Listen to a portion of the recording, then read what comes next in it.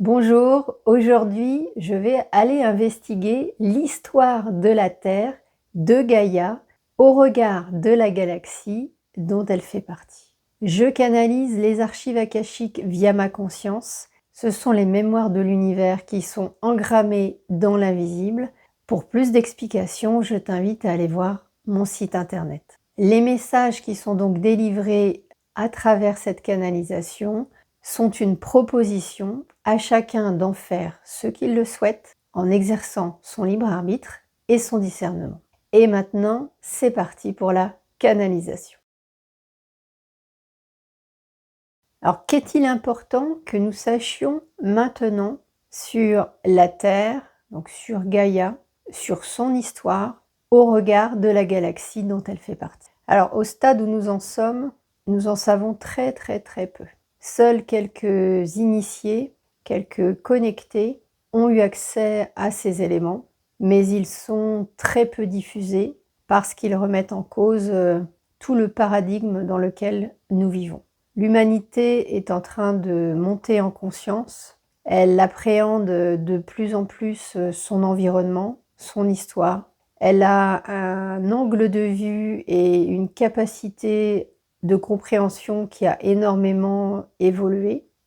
Et en même temps, elle ne se satisfait plus de quelques éléments parcellaires, disparates, incongrus, parfois ridicules, pour expliquer d'où elle vient.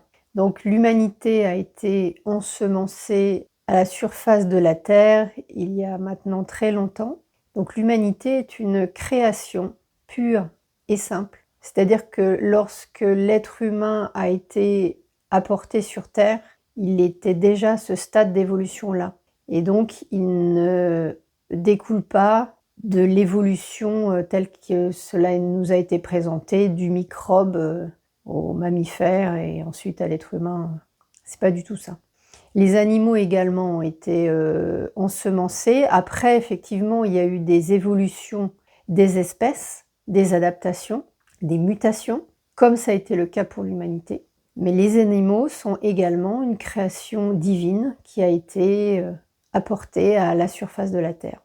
Et donc la Terre, c'est une planète sur le plan matériel, mais c'est également une conscience, c'est une forme de vie qui elle aussi a son processus d'évolution, d'où le fait qu'elle va ascensionner prochainement. Elle va entre guillemets grandir sur le plan spirituel. Donc c'est vraiment un saut quantique d'évolution pour Gaïa.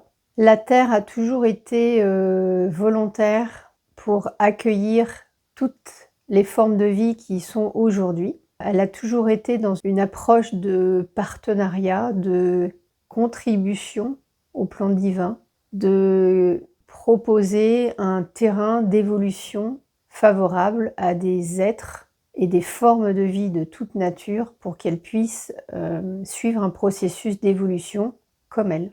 Enfin, ouais, j'ai un peu une image, c'est comme les symbioses que l'on peut retrouver dans la nature, et c'est la même chose. Oui, par exemple, les petits poissons qui vivent sur le dos ou le ventre de la baleine, et en fait qui nettoient en permanence la peau de la baleine, et en contrepartie, ils ont une forme d'habitat qui leur est proposé, qui est plus favorable que s'ils étaient livrés à eux-mêmes au sein de l'océan. Et bien là, c'est un peu la même chose. Donc nous avons perdu la conscience de ce partenariat avec la Terre-Mère. Elle ne nous en veut pas en réalité, puisque ça fait partie de notre processus d'évolution, de nous perdre pour nous retrouver. Donc c'est OK. Donc il n'était pas prévu qu'il y ait tous ces êtres involutifs successifs qui viennent perturber le processus d'évolution de l'humanité et de la vie sur Terre, et le processus d'évolution de Gaïa aussi. Mais bon, c'est ainsi. Maintenant que la Terre va monter en fréquence, de toute façon, certains êtres évolutifs ne pourront plus œuvrer à la surface de la Terre parce que les fréquences seront trop élevées pour eux. Donc ça va devenir une forme de protection de certains êtres évolutifs, sachant que l'ombre existe sur les différents plans. Donc il pourrait y avoir d'autres influences en fait, de l'ombre, mais cela prendra d'autres formes. Donc quelque part avec l'ascension, la Terre a pris la main, hein, là-dessus et donc elle est un soutien à l'évolution de l'humanité, plus parce qu'elle va contribuer à un gros nettoyage de ce qui n'a plus lieu d'être, dans la future vibration de la Terre. Donc là j'ai une image, c'est comme le chien, qui est mouillé, qui secoue, qui envoie de l'eau partout. Bah, là on est en train de vivre un peu la même chose avec la Terre est en train de s'ébrouer, d'envoyer des impulsions qui font, que ça vient crisper les choses.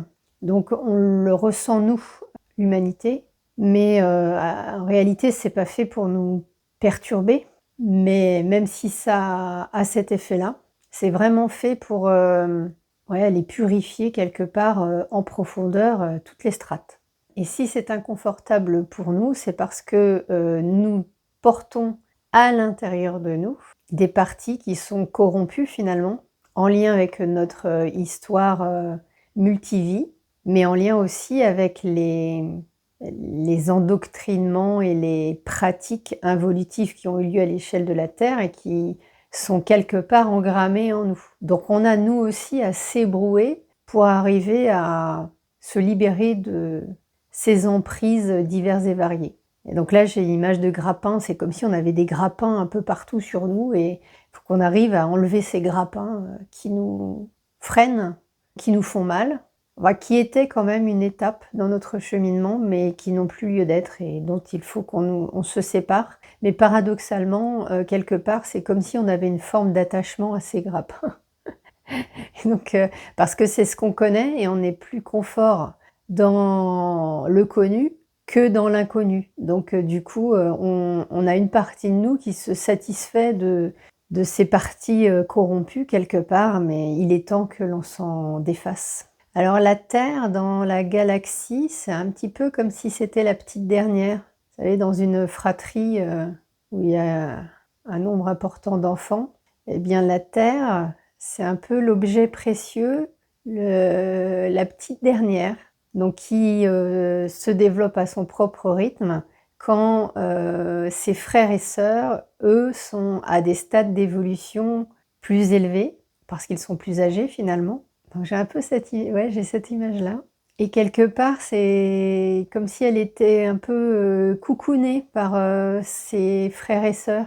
Donc là, on parle des autres planètes du système solaire, et plus. Puisque là aussi, nous n'avons qu'une connaissance que très très très parcellaire de ce qu'est la galaxie. Donc là, il m'est dit qu'il nous sera possible, si nous le souhaitons, d'aller progressivement à la découverte, à la rencontre de cette histoire des planètes de la galaxie, pour en savoir encore plus sur d'où l'on vient, une fois peut-être que l'on aura un peu cheminé sur d'où l'on vient, déjà sur une échelle de temps beaucoup plus courte à la surface de la Terre, puisque manifestement, nous n'en savons pas grand-chose. Certaines planètes sont vraiment des planètes, d'autres sont plutôt des vaisseaux en forme de planète, avec des formes de vie humaines, mais à des stades d'évolution différents, plus avancés. Donc là, j'ai l'image de l'étoile noire dans Star Wars, donc c'est ça en fait, hein. Puisque nous avons à conscientiser que la plupart des films futuristes ne viennent que raconter la réalité de l'histoire, comme le faisaient les légendes précédemment. En fait, le cinéma a pris un peu le relais. Alors, c'est pas les mêmes intentions.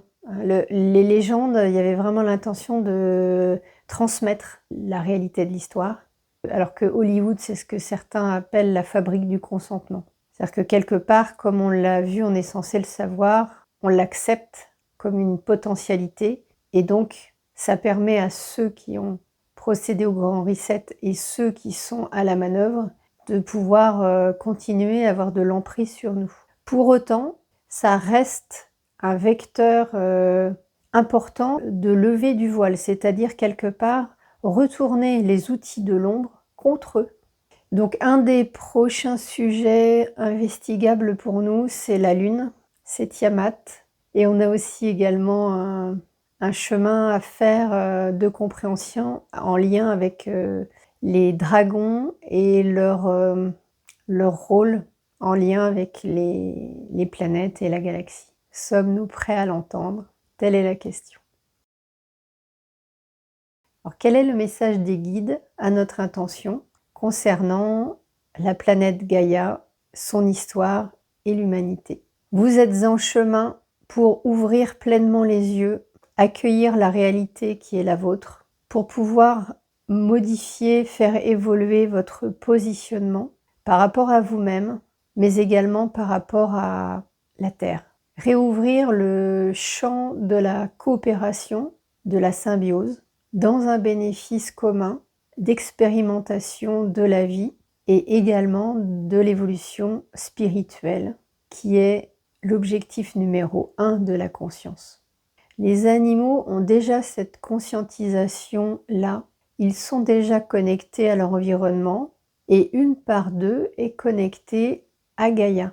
Donc les consciences animales et la conscience terrestre s'interpénètrent et œuvrent de consoeur et œuvrent de concert. Donc autrement dit, les animaux ont pleinement conscience du processus d'ascension qui est en cours et la Terre s'appuie sur les consciences animales pour pouvoir elle-même cheminer dans son processus. Donc les animaux ont vraiment une part très très très importante dans le processus d'ascension qui est en cours et cela explique pourquoi il y a autant d'attaques de l'ombre sur les animaux actuellement. Donc là j'ai les images de cheptels qui sont abattus gratuitement en France pour des prétextes discutables. Enfin non, ils ne devraient même pas se discuter en fait. Ce sont des prétextes fallacieux. Donc ayons beaucoup de gratitude pour le règne animal qui est des plus importants, qui œuvre actuellement de manière très très importante, sans attente, sans demande de contrepartie. Ils le font de manière très généreuse et dans l'amour divin. Donc nous avons beaucoup à apprendre du règne animal, des animaux qui nous entourent et nous sommes invités à porter un regard différent sur ce qu'ils sont et sur ce qu'ils sont en capacité de faire. Actuellement, c'est une ressource pour Gaïa, mais c'est aussi une ressource pour l'humanité parce que c'est comme s'ils étaient un catalyseur de l'ascension. Et en même temps, ça leur permet à eux aussi d'ascensionner. Donc certaines espèces l'ont déjà fait. C'est pour ça qu'elles ont disparu de la surface de la Terre, parce qu'on ne les voit plus, mais elles sont sur un autre plan. Et progressivement, ça va être vrai pour d'autres espèces, jusqu'à ce que ça nous arrive à nous aussi. Et là, nous allons retrouver certaines espèces disparues depuis longtemps, que nous allons retrouver en 5e dimension. Alors là, j'ai aussi une information qui m'arrive sur les énergies fossiles qui sont puisées dans le sous-sol de Gaïa, qui n'ont plus lieu d'être prochainement. Et donc intéressons-nous également à débunker tous les mensonges en lien avec le volet énergétique. Et là, nous allons faire un pas énorme. Faisons bloc, rapprochons-nous les uns des autres et discutons, partageons de ces questionnements profonds en lien avec un paradigme qui paraît artificiel et surfait, parce que ça va continuer à se tendre. Et la seule chose qui peut nous permettre d'en sortir, c'est d'y voir clair. C'est d'être clairvoyant sur la réalité de ce monde, de notre histoire, et se laver pleinement de tout ce qui a été artificiellement tissé autour de nous et qui nous enferme. Et Gaïa nous aide à cela. Mais elle ne peut pas faire l'intégralité du travail. Nous avons nous-mêmes à porter ce qui nous concerne. Donc digérons déjà ces informations, ces éléments-là, ces encodages-là, et nous allons être prêts à recevoir les suivants. Voilà pour aujourd'hui. Vidéo encore particulière, mais hyper intéressante, hyper riche. Je t'invite à la regarder plusieurs fois au besoin pour pouvoir bien intégrer toutes ces informations qui nous sont transmises. Je t'invite à liker, à commenter la vidéo avec bienveillance. Je t'invite à t'abonner si ce n'est pas encore déjà fait. Merci à tous ceux qui me suivent déjà depuis plusieurs mois ou années.